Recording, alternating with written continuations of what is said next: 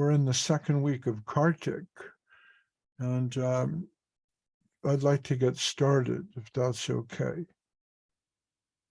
Can we get started? All right. So again, we're here with Gita Talks, and we're reading this book. This is called the Bhagavad Gita. And my idea was to give a sort of general talk so that anyone who has never read Bhagavad Gita before will get some idea of its purpose and meaning. Most of the folks who connect with us are devotees of Krishna, and really all of you are quite expert in the meaning of the book. Everyone listening to me, I'm sure, has already read the book, but I'm offering my comments as a kind of service. I've been studying Bhagavad Gita since about 1974, almost 50 years. And the wonderful thing about this book is I always find something new that I didn't think of before. So let me just invoke the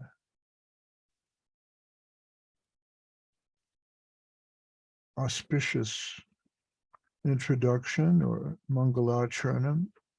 Sarvapanishado Gavo Dugda Gopalanandana Partho Vatsa Shudhir Bhokta Dugda Gitamritam Mahat. It says that the Sudhir people will appreciate this. Those who are learned and sober, scholars and pure devotees will drink the nectarine milk of the Bhagavad Gita. This Gita Upanishad is the essence of all the Upanishads, and it's like a cow. Krishna, famous as a cowherd boy, is milking this cow. Arjuna is like a calf, and learned scholars and pure devotees are to drink the nectarine milk of Bhagavad Gita. Om Gana Timarandasya Gananjana Shalakaya Chakshur Militam Jena Tasma Shri Gurave Namaha. I was born in the darkest of ignorance, and Shri Gurudev opened my eyes with a salve of knowledge. I offer my humble obeisances to him.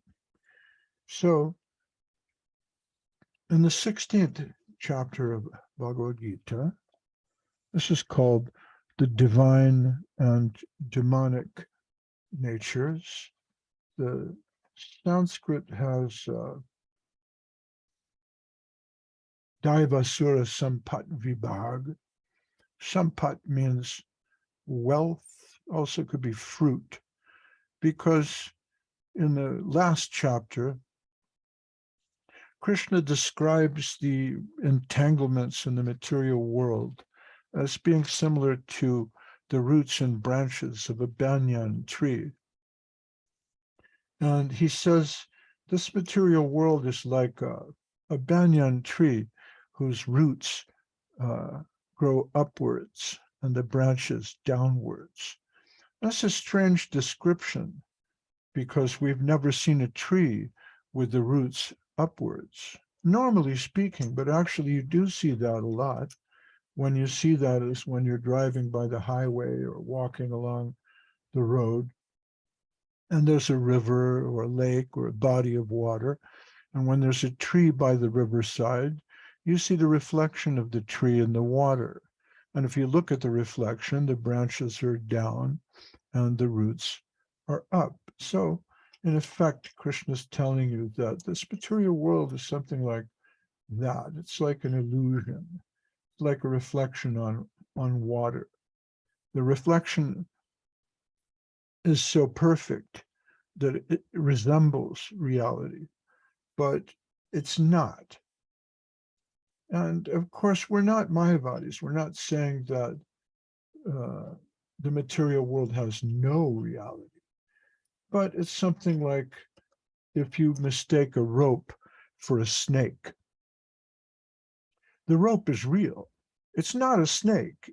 It's not what it appears to be. It's something else. So like that, our material situation is not exactly what it appears to be. And this has been explained in a lot of depth, so we needn't enter into that here, especially in the last chapter. Krishna is explaining how this illusion works with the three modes of material nature, sattva, rajas, and tama.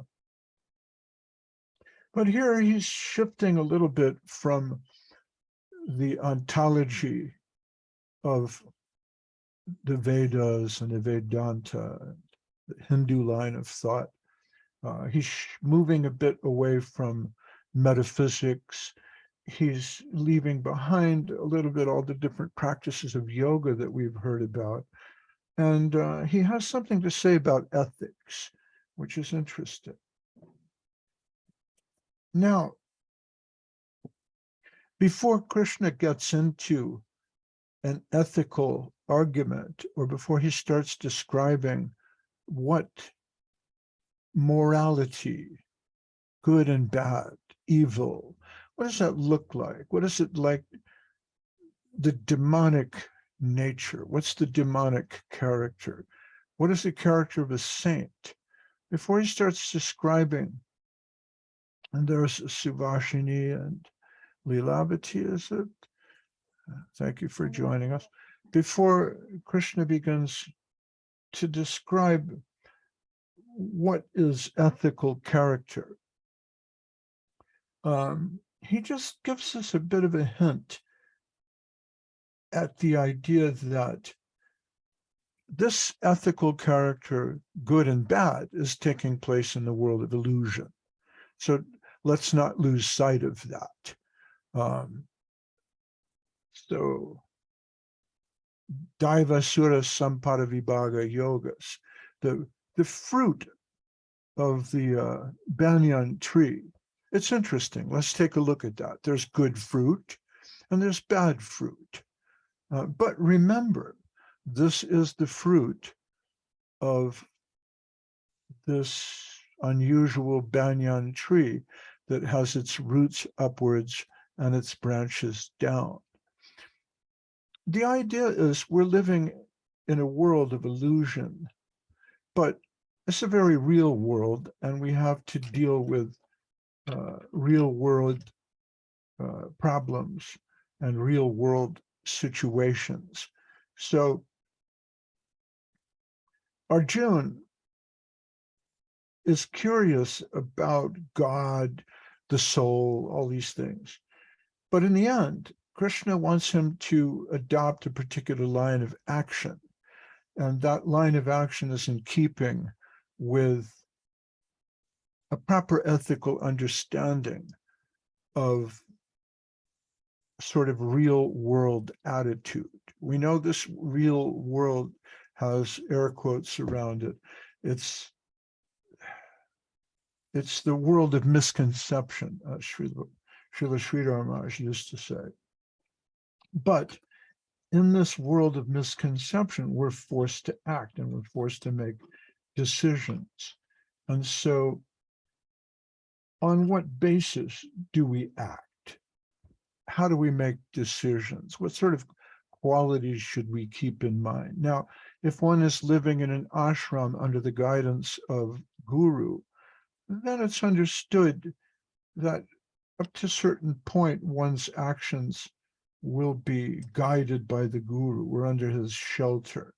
But in a normal lifespan of 75 years, we may not spend all our time living in an ashram. How then should we act?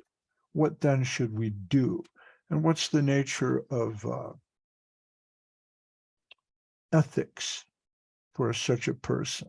In other words, all of us.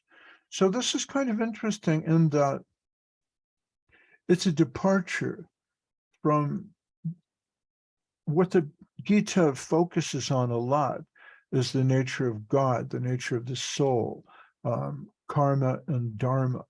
Here, suggestion is given about ethical qualities. And I use the word ethics because In Greek, the word ethos, it really means character. So Krishna begins speaking about the character of a saint and the character of non-saints, or you can say this is about godly and ungodly qualities.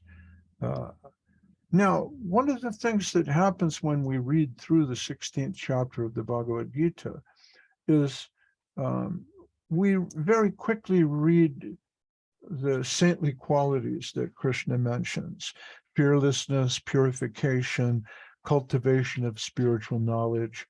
And I know this happens with me, maybe not with you, but when I read this, I think, okay, fearlessness, that's me. Purification, me. Cultivation of spiritual knowledge, that's me. Charity, of course, that's me. I'm so generous. Self-control, well, we all know I'm self-controlled. Okay, that's it. I've got all these good qualities. What's the rest of the chapter have to say? And I, skipped the commentary. Pride, arrogance, conceit, anger. That's the guy who lives next door. And ignorance, sure. My neighbor with the dog. I know these people.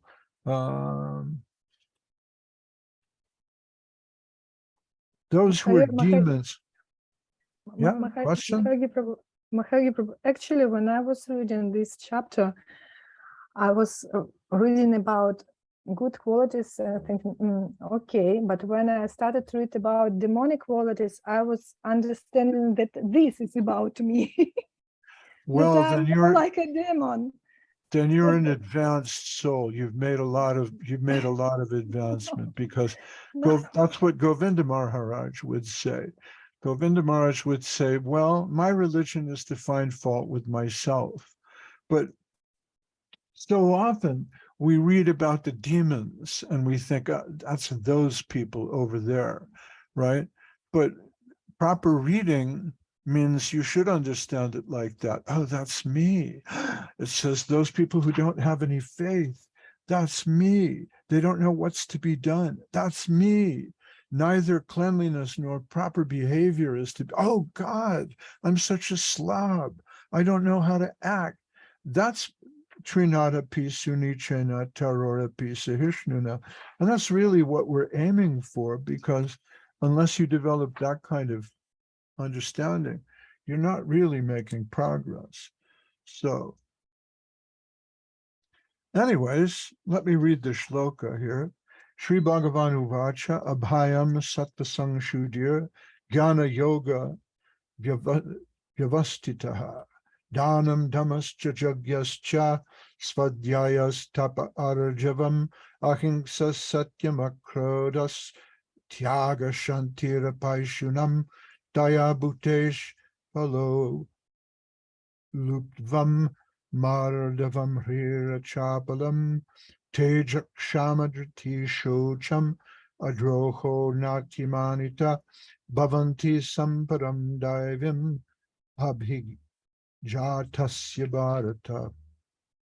So there's the shloka.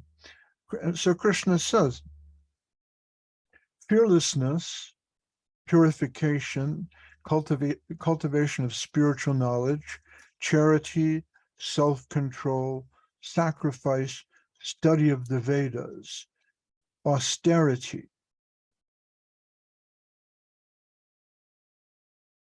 So if you look at the different commentaries on this, Srila Prabhupada's commentary runs about 5 pages, but his commentary really follows Baladev Vidyabhushan, who is he's the big commentator on the Gita. There's Vishwanath Chakravarti Thakur and Baladev. And Vishwanath's comments are a little bit more economic. So it's interesting to see what Baladev says. Vishwanath Chakravarti comments what I was just saying, remembering that the fruits of the Ashvata tree of samsara had not been described in the last chapter. The Lord in this chapter describes the fruits of the tree, which are of two varieties, those which cause liberation and those which cause bondage. So getting back to the banyan tree, some of these fruits, although we're talking about illusion and so on, but they're conducive to liberation. They're conducive to a higher state. For example, freedom from fear, abhayam, sattva sangshuddhi, purification of consciousness, jnana yoga, knowledge and wisdom, dan, charity, dhamma, controlling the senses. And so Chakravarti Thakur, he says, these 26 items belong to the person born at a moment indicating sattvic nature. And that's kind of curious. What happened to my meeting? Am I still on? Oh. That's kind of curious because on the one side, you might think that these qualities are sort of values or virtues and that they should be strived for. On the other side, it seems that Chakravarti Thakur is telling us, well, those who are saintly have these qualities. And who are saintly, you have to be born. So that's a very sort of Varnashram idea, that if you're born as a Brahmin, you know, and you go through the proper purification, then you can expect these qualities.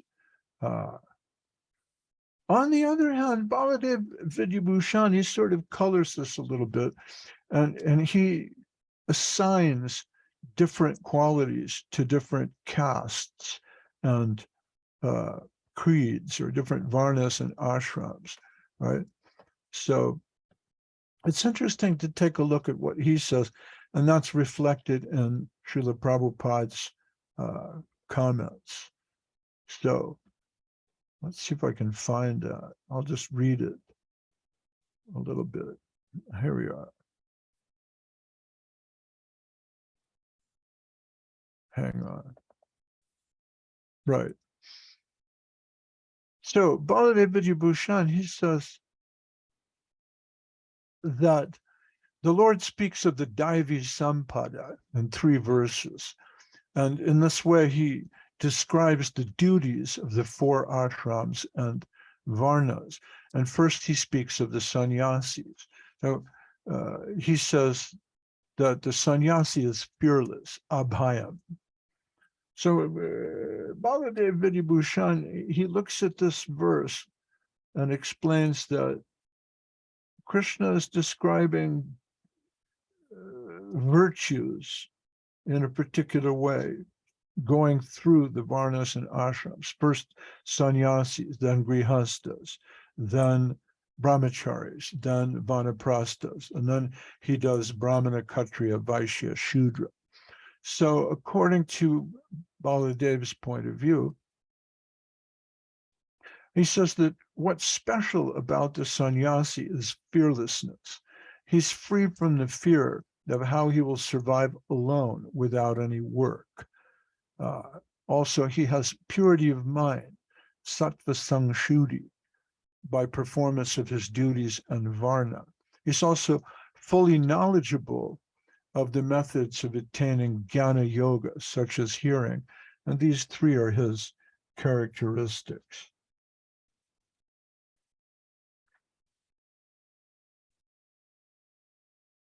And Srila Prabhupada, in his commentary, has a long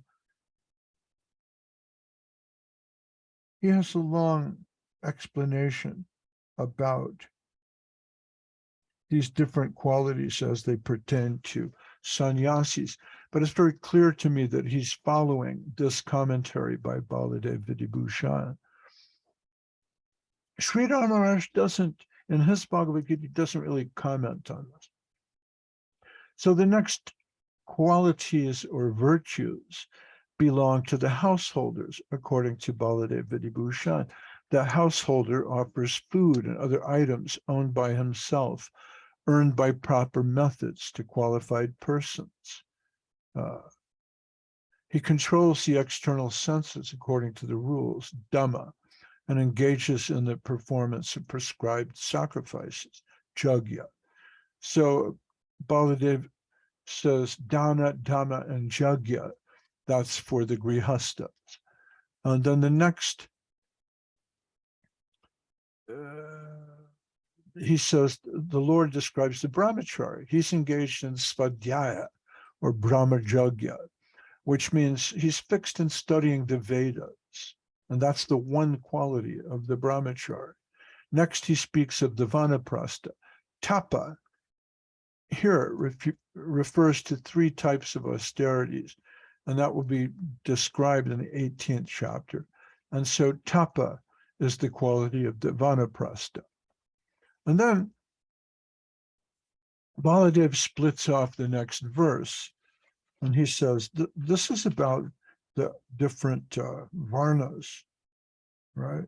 He says, Arjavam, Ahimsa, Satyam, Akrodas, Tyaga, Shantir, Apaishunam, Daya Bhuttesh Valo, Bhutvam, Mardavam Hrir Achapalam, Teja, Shama, Triti Shocham, Adroho, Narimanata, Bhavanti Samparam Daivim, Abhijatasya Bharata. So Baladev says here, Arjava means honesty, being straightforward,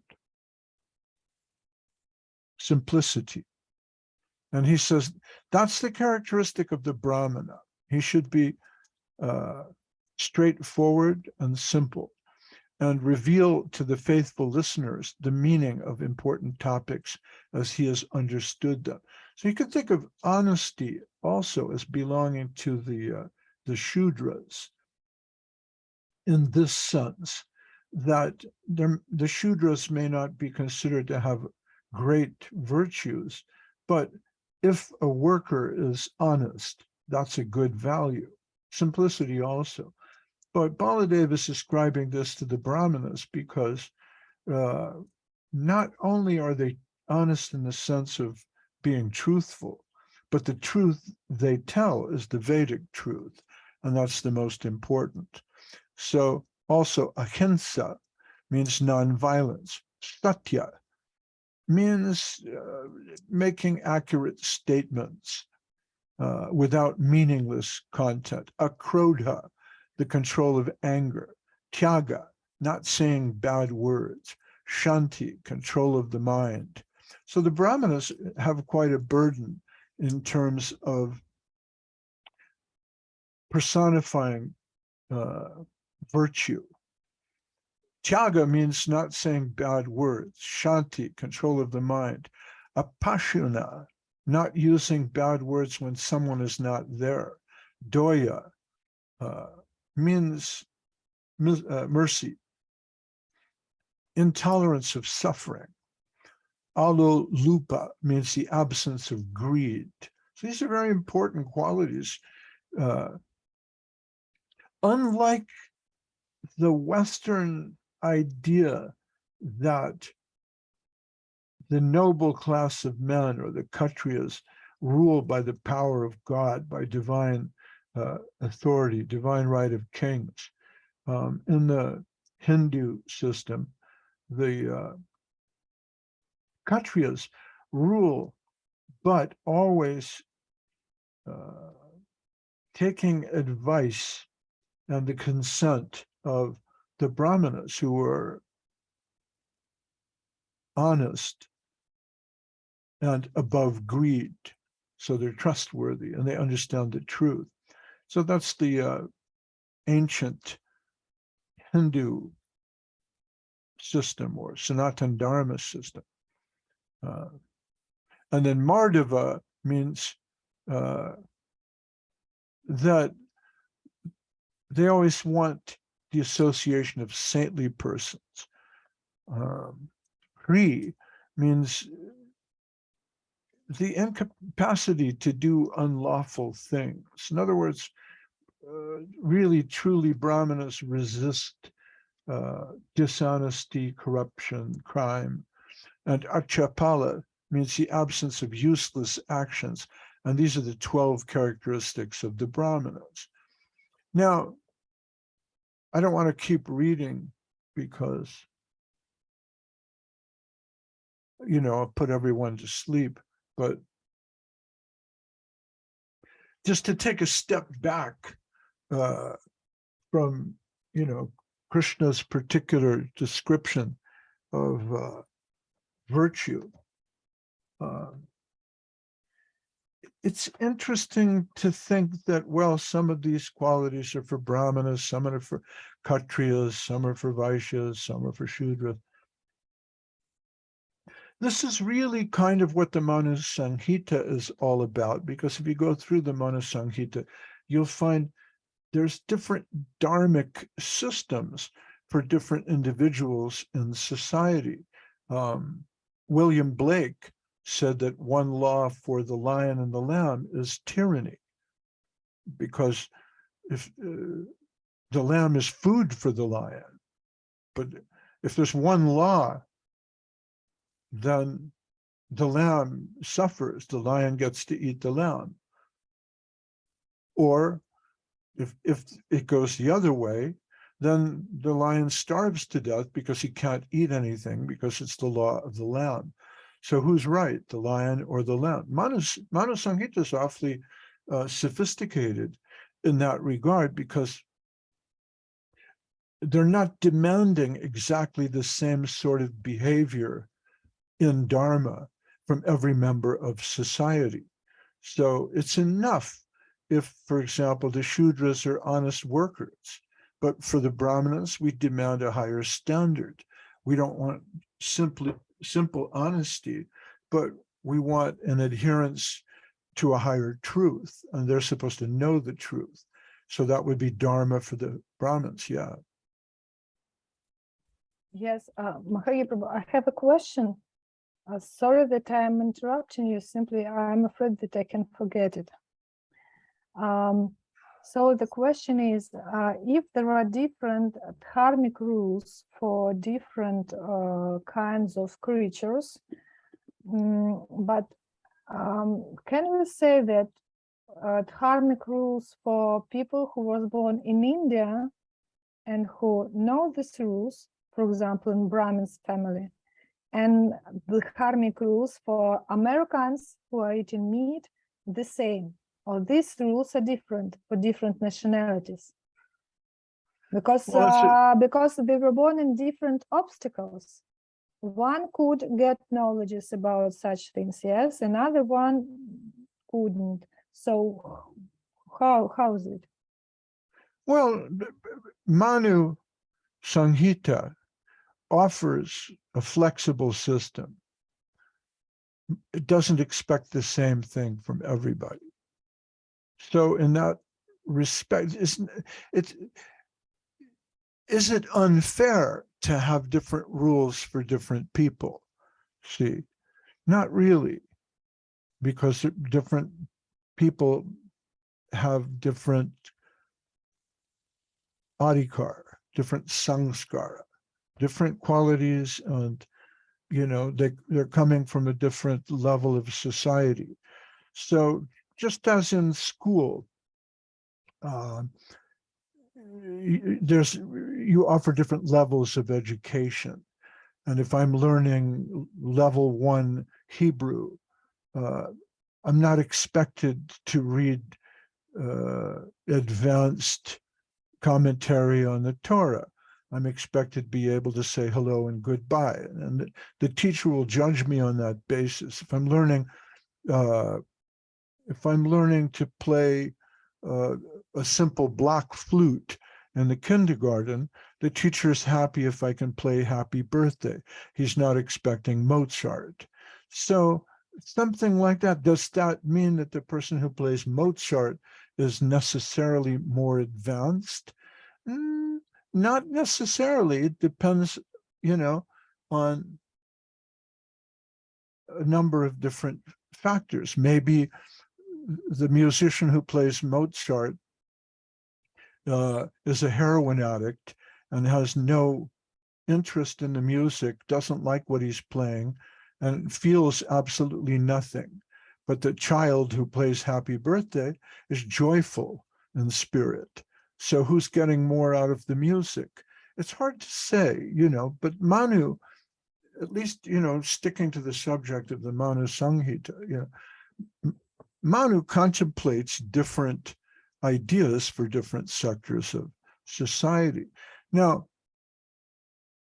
the strange thing, or the interesting thing for me about this chapter, is that here Krishna's kind of opening the door to a discussion about ethics. And then you have to think, well, is there a different ethical system? Are there different rules for Americans and for Indians? Yeah, probably. People in India are expected to conform to a higher standard of behavior in many respects. So, on the other hand, if it's all just ritual, Rupa Goswami says, atyahara prayaschascha prajalpo niyama agraha. It means don't be too extreme in following the scriptures and don't be too extreme in rejecting the scriptures. So who applies those rules? That's why we have Gurudev.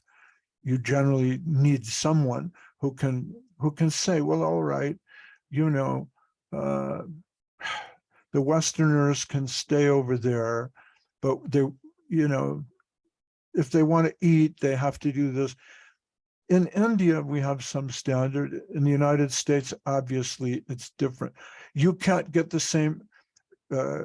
Shuvashini gave me a kilo or two of mung dal.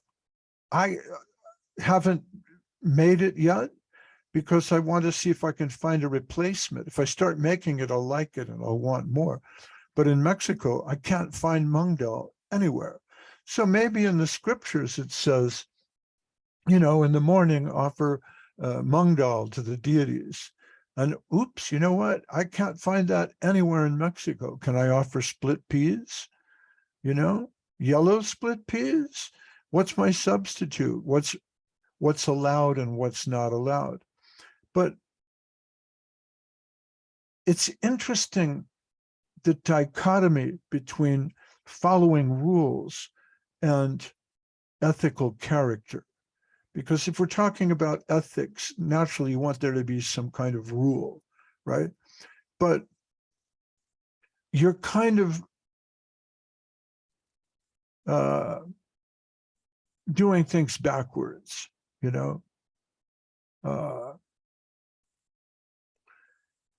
there's another way to look at it, right? Instead of beginning with the rule and seeing how well can I follow the rule, you can also try to understand, why are there rules?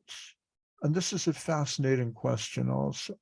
I said before, in Greek, the word ethos means character. And how do we get this word and why do we use it? Really, it comes from Aristotle. And Aristotle is a fascinating guy. His teacher was Plato, but he disagrees with Plato on a number of important things. There's a famous painting of Plato and Aristotle. It's called the Academy, where Plato is pointing like this, like it's up there, the ideal world. Think about the ideal world. And Aristotle's going like, he's younger, he's got a coal black beard and he's going like this. It's keep it real, it's down here. So there's this sort of dichotomy between God consciousness, it's up there, and society consciousness, keep it real. And Plato hints at ethics, but he doesn't really give any rules about it. He doesn't talk about the cardinal virtues so much. Plato's concentration is on wisdom, and he feels that through developing spiritual knowledge and knowledge about reality, then you'll understand how to act. And it's interesting, I was reading that it's not a coincidence that Plato mentions so many ideas that really come out of India. He was influenced by Pythagoras. Pythagoras, you would know Subhashini Pythagoras. He was a famous mathematician, right? Invented a squared plus b squared equals c squared. There you go, right? But no, he's a shadowy figure. He's a vegetarian with a lot of Indian ideas, and his name is Pythagoras, like Father Guru.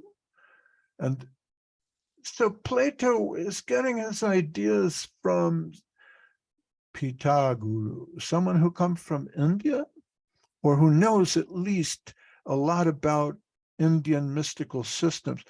And so Plato's Republic, which is an idea to sort of return Varnashram Dharma to Greece in, 4th century BC Greece, is certainly influenced by the ideas of Hindu and Sanatan Dharma. And so are his ideas about ethics. But it's not until Aristotle that this becomes philosophy, it becomes ethics, right? Because Aristotle's not happy with the idea that by becoming wise, you will be good. He looks at that and he thinks, well, I know a lot of people who read a lot of books and they're not good people. I know people who are well-educated, and you could say they're wise, but they don't know how to live. So Aristotle has an interesting idea about ethics. He says, everyone's interested in happiness. If you don't live an ethical life, you can't be happy. That's his point. And it's a very interesting point. What does that mean? He says there's 4 cardinal virtues. And if you look at these virtues that he has, for example, courage, abhayam, fearlessness, it's the same thing. Purification of one's existence.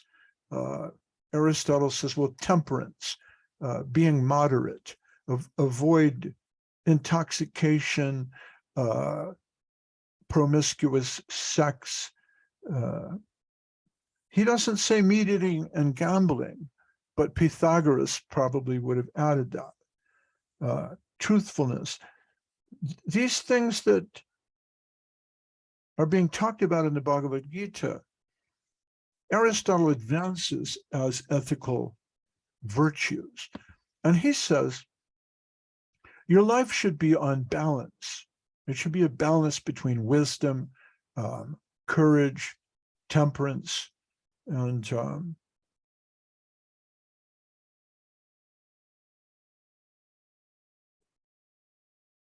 his other 4th value, I can't remember.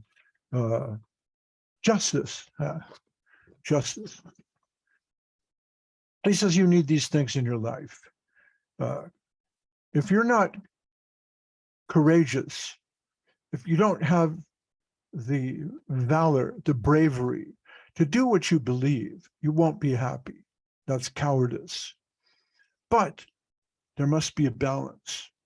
If you have too much courage, you're completely fearless about everything, and that's dangerous. Also, you need the idea of justice, which means you have to take into consideration what's good for society, not just for me, but what's good for others. Because if I'm brave for me and my family, I can go out and rob and steal and kill. But my bravery should be balanced with an understanding of the well-being of others. Then I won't become a thief or a robber. wisdom means not simply book knowledge, but how to apply my knowledge in a practical situation. And without that, my life will not be happy.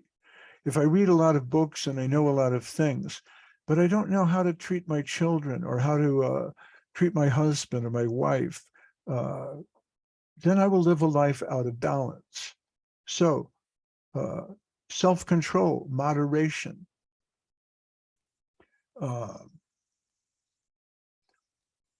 addiction is not a road to happiness. Intoxication is not the road to happiness. Also, if you need wisdom and courage to be balanced, intoxication will take that away. You can't be wise if you're drunk.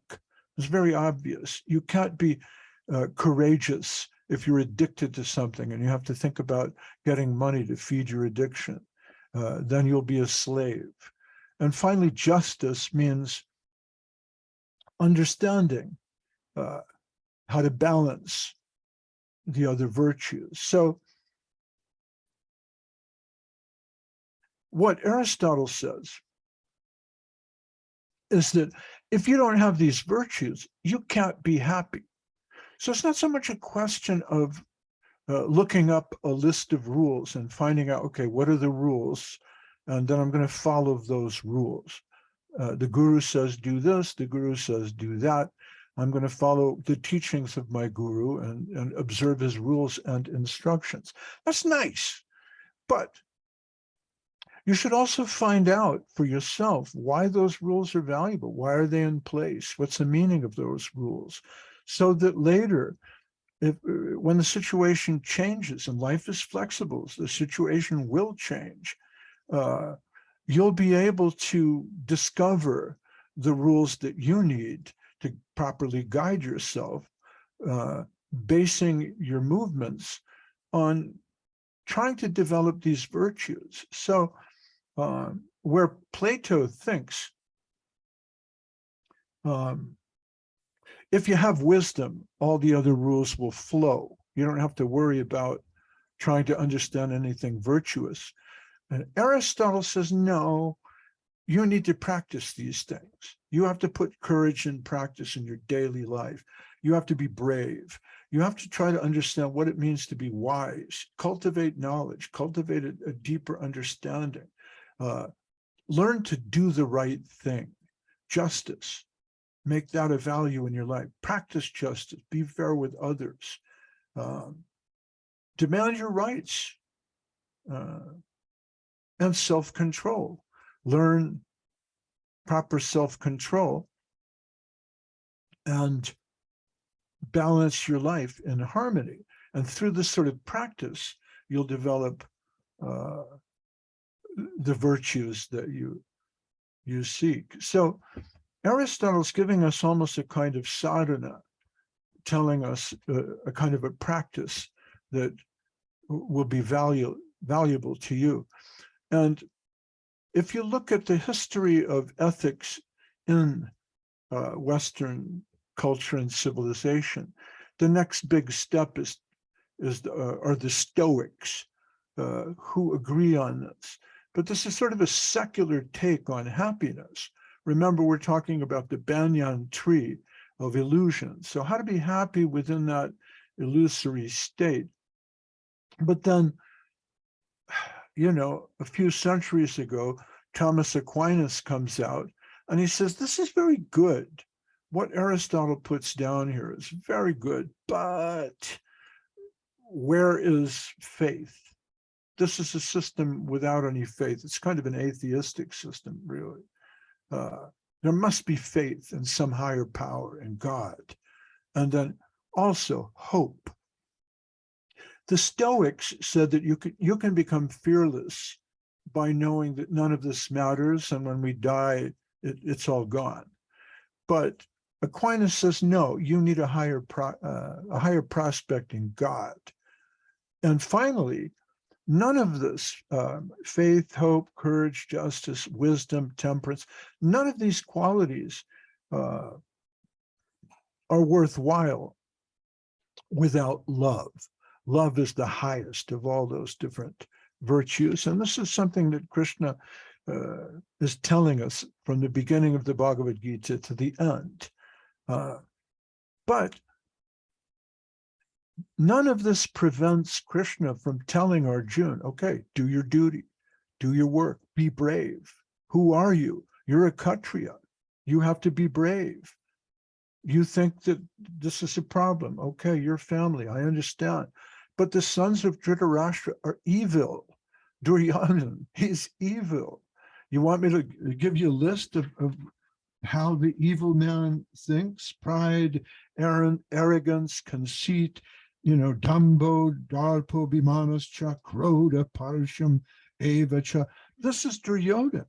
He's proud, he's arrogant, he's conceited, he's angry. Look at the big dictators of the 20th century, Hitler, Stalin, Mao Zedong, and the dictators of the 21st century. They have these qualities, pride, arrogance, conceit, anger. Wasn't that Duryodhana? Isn't that the injustice that Krishna's asking Arjuna? Please, I want you to right these wrongs. Work with your dharma, your particular dharma. It's in the Manasangita. You're a warrior. You're a Kshatriya. Do your duty.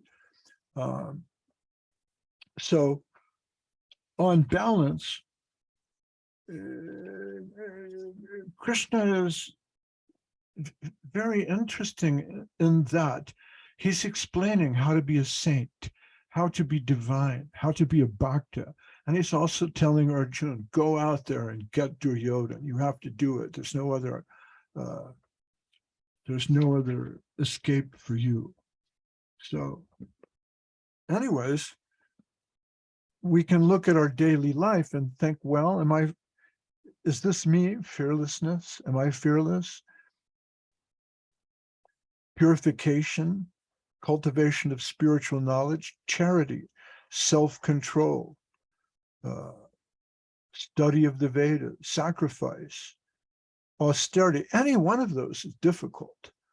But by practicing Krishna consciousness, you can try to arrive at one of those. The other thing is, and this is also interesting, reflecting on how Plato's attempt to bring the Republic to 4th century BC Greece, that didn't work, right? The project of trying to recreate Varnashram Dharma in the 21st century, well, can we really hope for something like that? Or should we be content with the idea that the holy name of Krishna will purify us and try to take the holy name of Krishna? And the other thing is,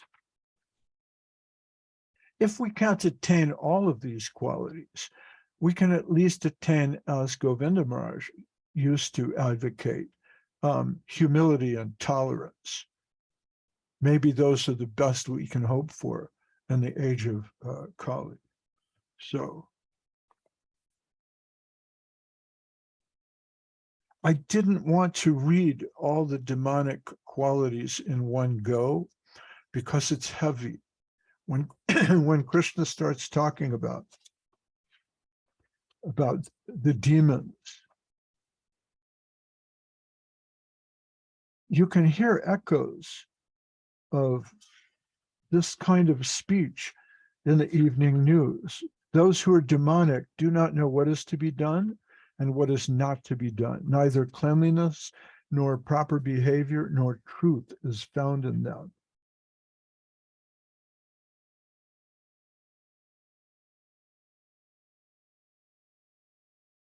They say this world is unreal, with no foundation, no God in control, produced of sex desire, and has no cause other than lust. Well, there's an argument given in a book that's thousands of years old that you hear all the time. There's no, right? There's no purpose. There's no God. This world is unreal. It has no foundation. Is that a new argument? And that's interesting too, because you will meet people who will tell you these things as if they invented it. You know, I can meet 15-year-old girl in the high school, and I'll say, well, what's your philosophy? Well, this world is unreal. It has no foundation, and there's no God.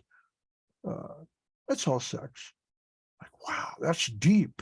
Did you invent that?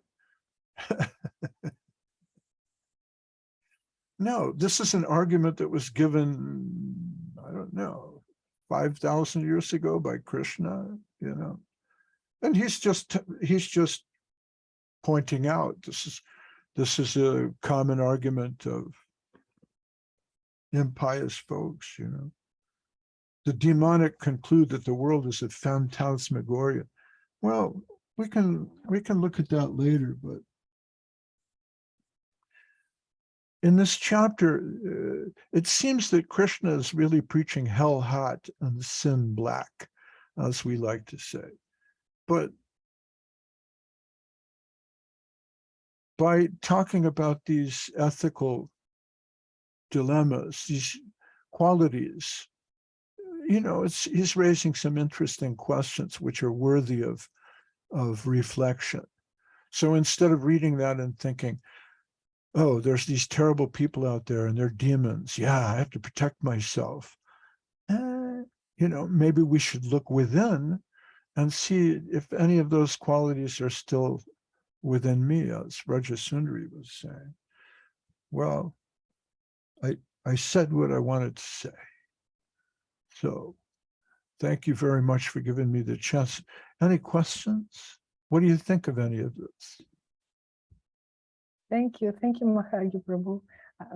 You have already answered my question. Maybe Suvasini has a question. Yeah, she's good. Because I see that she came closer to the camera, so. No, Well, I mean, I'm just, her pen is translating here, just not a question. But it's very interesting about learn about the philosophy of Plato and Aristotle, which I have never come across, and it is very, very interesting a comparison also to, and yeah, I saw that in a book called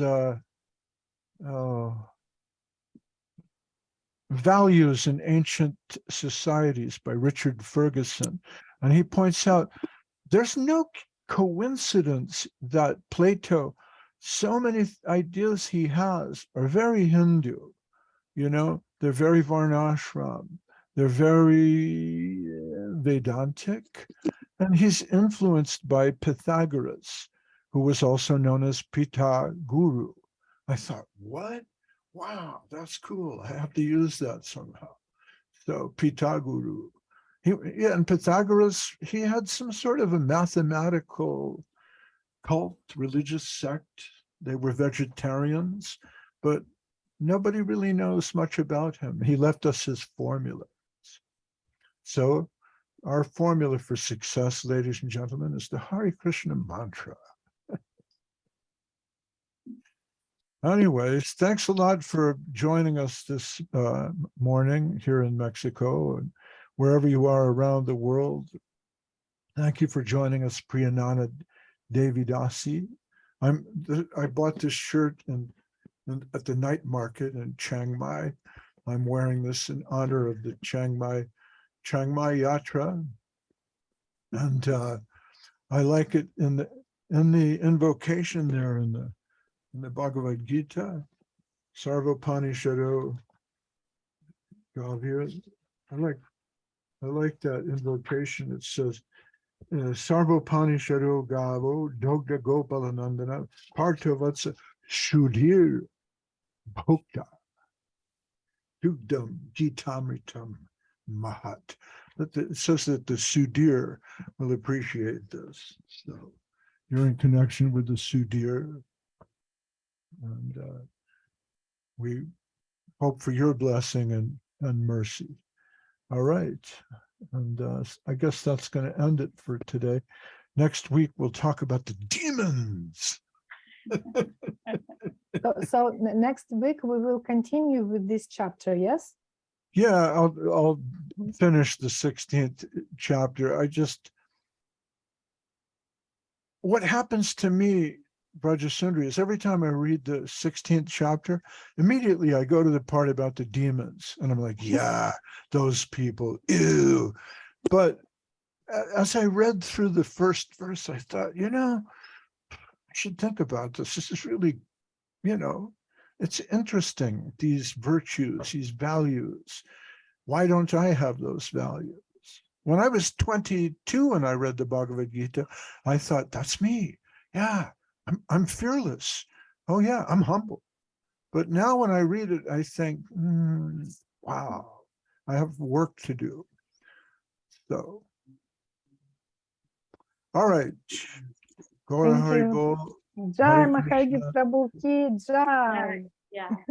Bhaktivinoda ki jai, Yeah. and Jai. adios. Adios, Thank you. Bhaktivinoda ki jai, adios and goodbye. Thank you. Bye-bye. Bye-bye. I also want to add one more time that now we are collecting donations to pay for Zoom account. So if you can donate on our PayPal. You can find all the details on our Facebook page and Instagram page and in Telegram group. And we already got some donations, and I want to tell thank you to those who sent them. Thank you very much. Okay, so see you next week. Hare Krishna. Hare Krishna. Dandavats. Bye-bye. Thank you, Priyanana. Thank you.